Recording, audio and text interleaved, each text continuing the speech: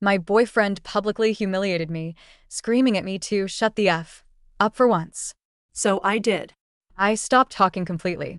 He thought it was a blessing at first, but he never imagined that my silence would methodically dismantle his entire life, getting him suspended from his job, disowned by his family, and investigated for domestic abuse, all before a freak accident almost finished him for good. The erosion of my voice was a slow, insidious process, a chipping away so subtle I almost didn't notice it was happening. My boyfriend, Felipe, had been doing it for months, crafting his casual cruelties into the shape of jokes. The comments were always delivered with a laugh, a playful nudge that belied the sting of his words. "Do you ever run out of things to say?" he'd ask while I was excitedly recounting my day. "You could bore a statue to death with that story." He'd chuckle if I shared a memory from my childhood. Each comment was a tiny paper cut, insignificant on its own, but together they began to bleed me of my confidence. I told myself it was just his way, that he was a man of fewer words, and my natural effervescence was simply foreign to him. I made excuses. I minimized. I absorbed the cuts and pretended they didn't hurt. But the truth was, a part of me began to shrink, to second-guess every story, to wonder if my thoughts were truly as boring and incessant as he claimed. The final, brutal severance happened on a Saturday night, under the warm glow of string lights in his best friend's backyard. The air was filled with the murmur of conversations and the clinking of glasses. I was in a rare, celebratory mood. I had just received a major promotion at work, a culmination of 2 years of hard work and late nights. I was talking to his friend's wife, a kind woman named Sarah, and the words were tumbling out of me in a rush of pure, unadulterated joy. I was describing the new project I would be leading, the team I would be managing, the sheer thrill of it all. And then, Felipe's voice sliced through the cheerful ambience, sharp and loud enough to curdle the air. "Jesus Christ, would you just shut the F up for once in your life?" The words were not a joke. They were a raw, unfiltered command, dripping with contempt. He was standing by the grill, a beer in his hand, and he hadn't even bothered to lower his voice. Every nearby conversation screeched to a halt. In the sudden, ringing silence, he continued, his voice booming across the patio. "Nobody cares about your boring job. You sound like a desperate attention seeker." A wave of heat washed over my face, a burn so intense I thought I might actually combust. Every eye was on me, a sea of pity and shock. Felipe just laughed, a harsh, barking sound. He took a swig of his beer and gestured at me. See? "This is what I have to deal with every single day." He expected me to cry, to run away, to cause a scene. But in that moment of profound, public humiliation, something inside me didn't break. It hardened. It was as if a switch had been flipped, turning off a light that had been flickering for months.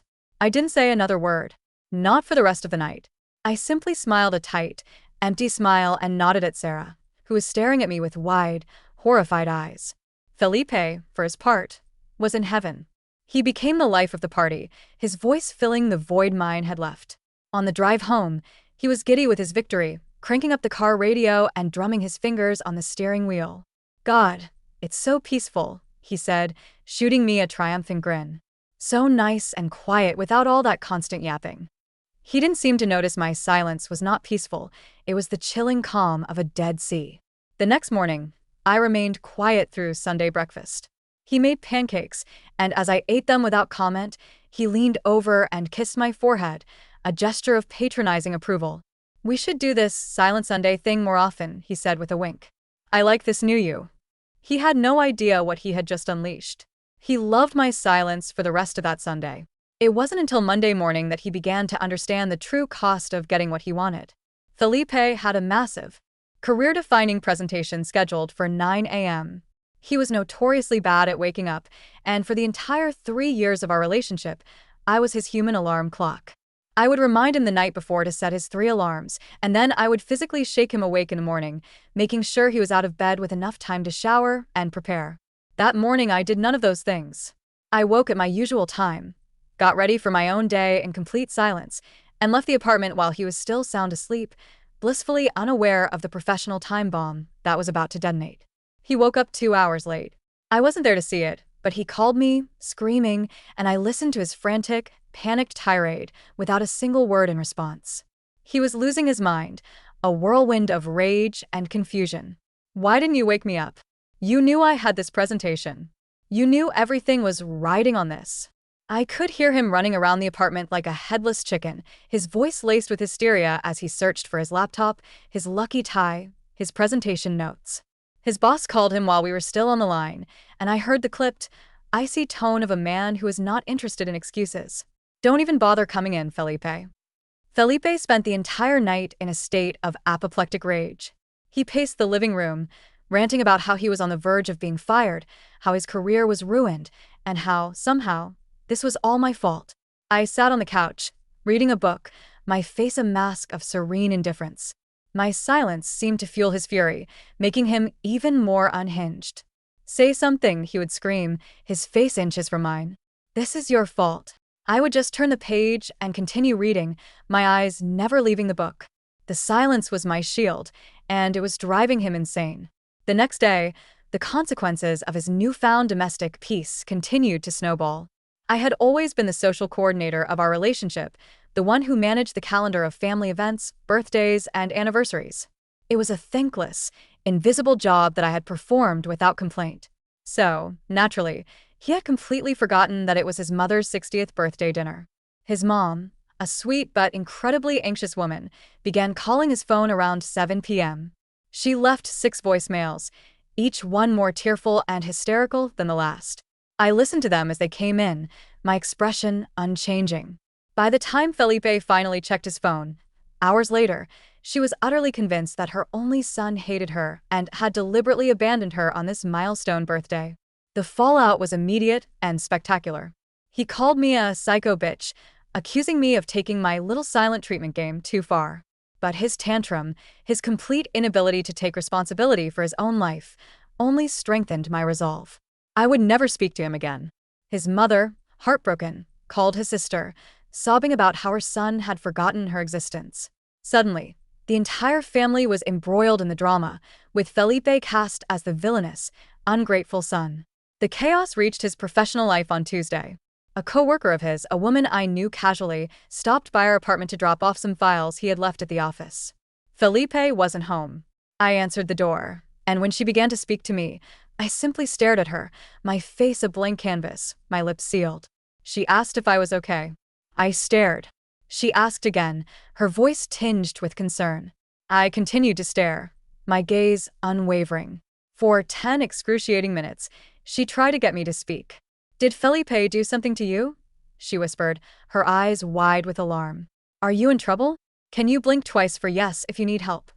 I just held her gaze, my silence a heavy, unnerving presence in the room, until she finally backed away, a look of genuine terror on her face. She went straight back to the office and reported what she had seen. She was convinced that Felipe was abusing me, that my silence was a symptom of trauma. Suddenly, he was being pulled into closed-door meetings with HR, presented with pamphlets on domestic violence resources, and informed about the company's mandatory counseling policy for employees in crisis.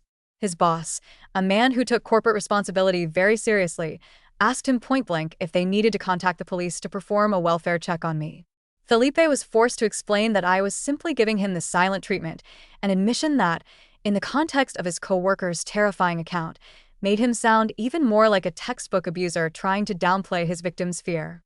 The true crescendo of his professional implosion occurred at the company's annual gala on Friday night.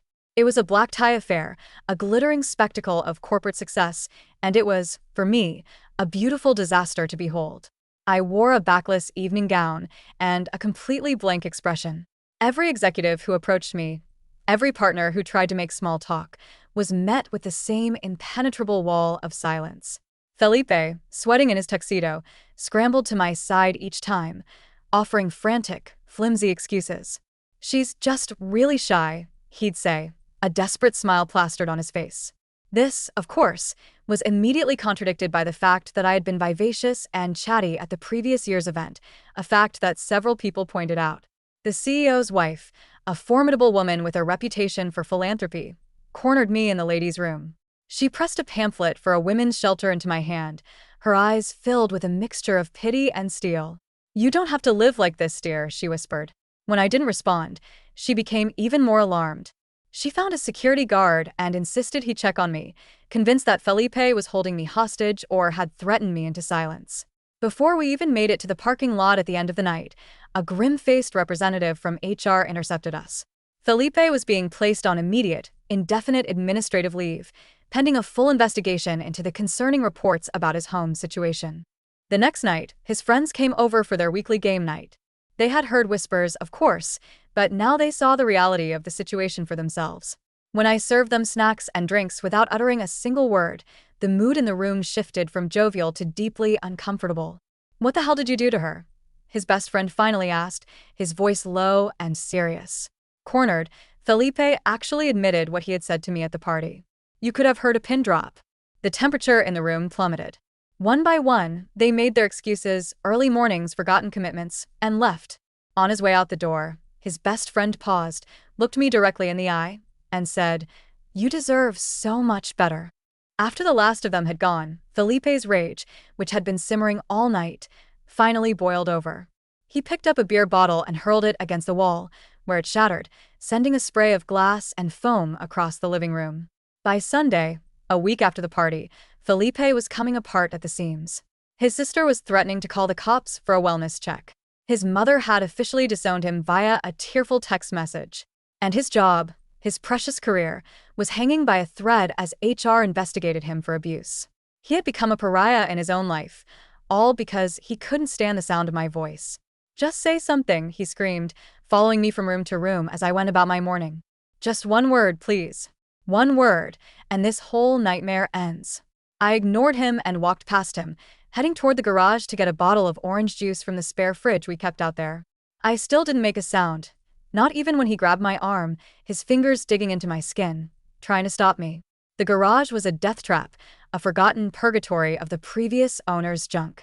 Old paint cans from the 1980s, boxes of rusted tools, and unlabeled bottles of corrosive chemicals were piled high on a set of rickety metal shelves that looked like they would collapse if you breathed on them too hard. He followed me in, his voice echoing in the concrete space, still screaming about how I was single-handedly destroying his life.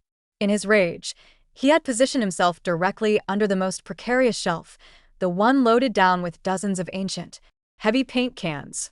He was gesturing wildly, his arms flailing, and the force of his movements caused the entire rickety structure to shake. I saw it before he did. I watched as a rusty bracket, strained under the weight of 200 pounds of toxic chemicals and a decade of neglect, began to bend. "You know what?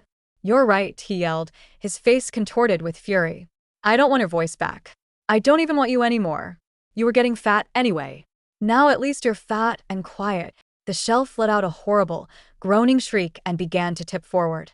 The cans, slick with dust and age, started to slide toward the edge.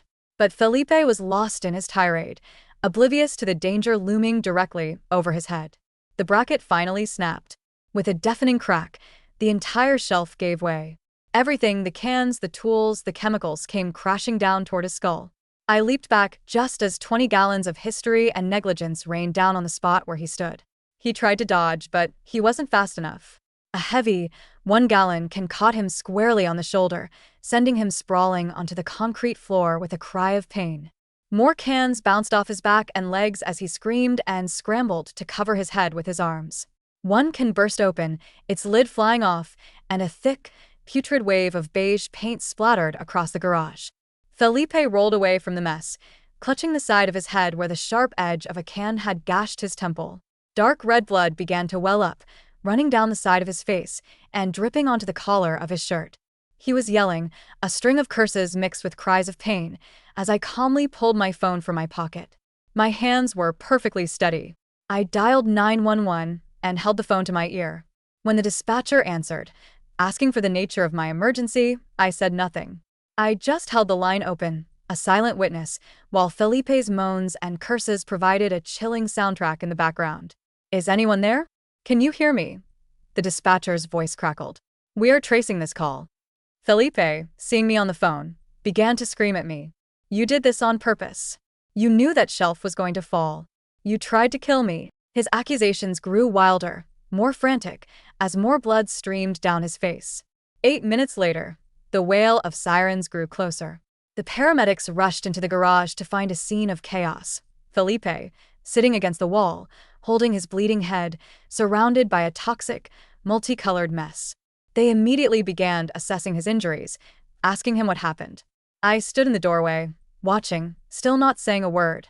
One paramedic shined a light in Felipe's eyes, checking for signs of a concussion, while the other took in the scene of the collapsed shelf and the hazardous spill. "We're going to need a hazmat team," she said into her radio. Felipe, even as they loaded him onto a gurney, never stopped ranting, his voice shrill with accusations of attempted murder. I followed the ambulance to the hospital in my own car. At the emergency room, I sat in the waiting room, calmly filling out his insurance paperwork. An hour later, a police officer, a tall man with a tired face named Nicholas McCarty, approached me. He explained that the paramedics had reported the incident as a suspicious accident and that he needed to take our statements. He asked me direct, pointed questions about what had transpired in the garage. And for the first time in a week, I broke my silence. I spoke in short, clipped sentences, giving him only the most basic, verifiable facts. The shelf was old. Felipe was yelling. It fell. I didn't mention our fight, the party, or the week of silence. I just gave him the bones of the story. Officer McCarty took notes, his expression unreadable. He then asked if Felipe had been physical with me. I showed him the dark, finger-shaped bruises on my arm from where Felipe had grabbed me. He took photos and wrote more notes. Just then, Felipe's sister burst through the emergency room doors, her face a mask of fury. She saw me and immediately started screaming. "You tried to murder my brother. You're a psycho, and everyone knows it." Hospital security had to physically escort her to a different waiting area as she continued to shriek threats at me. Officer McCarty watched the entire spectacle, his pen never stopping. The doctor informed us that Felipe had a concussion and needed 12 stitches, but would make a full recovery. When Officer McCarty went to take a statement, I could hear Felipe's muffled voice through the curtain, demanding that I be arrested, insisting that I had planned the whole thing. But there was no evidence of criminal intent. It was, as the officer later told me, just an unfortunate accident involving old, deteriorated equipment. I left the hospital without seeing Felipe. As I walked to my car, my hands, for the first time all week, began to shake.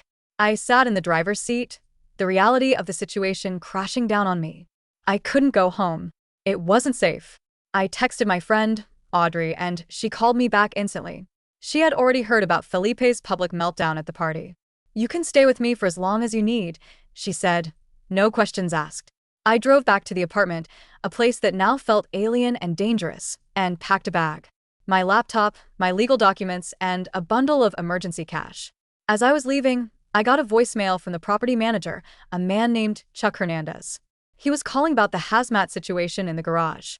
He informed me that the shelving, installed by previous tenants in the 1990s, was a major code violation and should have been removed years ago. I saved the message. At Audrey's, I finally felt a flicker of safety. The next morning, Officer McCarty called with follow-up questions about the bruises on my arm. He said it could be relevant to a domestic violence investigation if that was a route I wanted to pursue. I started a notebook, documenting everything. The party, the silent treatment, the missed presentation, the forgotten birthday, the coworker, the gala, the garage. Seeing it all in chronological order, the pattern of his escalating aggression was terrifyingly clear. Allison Sellers from Felipe's HR department called next, wanting my side of the story for their internal investigation. I gave her the same bare-bones facts. That afternoon, the texts from Felipe started. He had been discharged. The messages were a chaotic mess of vitriol and desperate apologies. One moment, I was a psycho who tried to kill him. The next, he loved me and couldn't live without me. I screenshotted every single one. Chuck, the property manager, emailed me an official report on the shelving, confirming it was a pre-existing, unpermitted hazard from 1993. I forwarded it to Officer McCarty. That night, a tearful voicemail from Felipe's mom, begging me to talk to her son, to help him. I saved it, but I didn't call back. I knew it was just another avenue for his manipulation. The next few days were a blur of proactive self-preservation.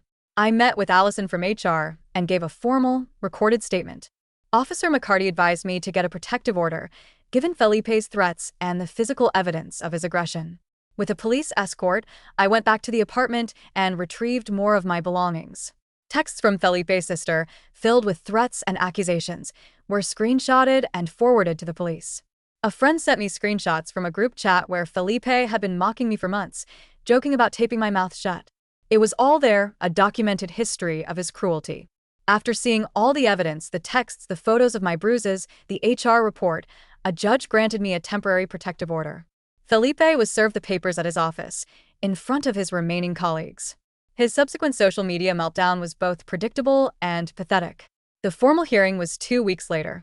I presented my binder of evidence, my voice steady and calm as I recounted the facts. Felipe, under the judge's direct questioning, admitted to grabbing my arm. The judge extended the protective order for a full year. The consequences for Felipe were swift. HR concluded their investigation.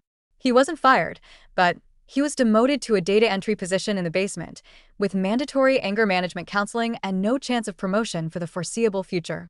I moved into a small studio apartment above a bakery. I went to therapy. I filed in small claims court for my half of our security deposit and furniture, and we settled in mediation. Slowly, painstakingly, I began to rebuild my life. I learned to use my voice again, not to fill silence, but to state my needs, to set boundaries, to say no. My world, which had shrunk to the size of Felipe's approval, began to expand again. 2 months after the shelf fell, I was sitting in my own apartment, in a comfortable reading chair I had bought with my own money, listening to the comforting sounds of the bakery below. The protective order was still in place, but I rarely thought about it. I was healing. My voice was my own again. And this time, it was stronger than ever.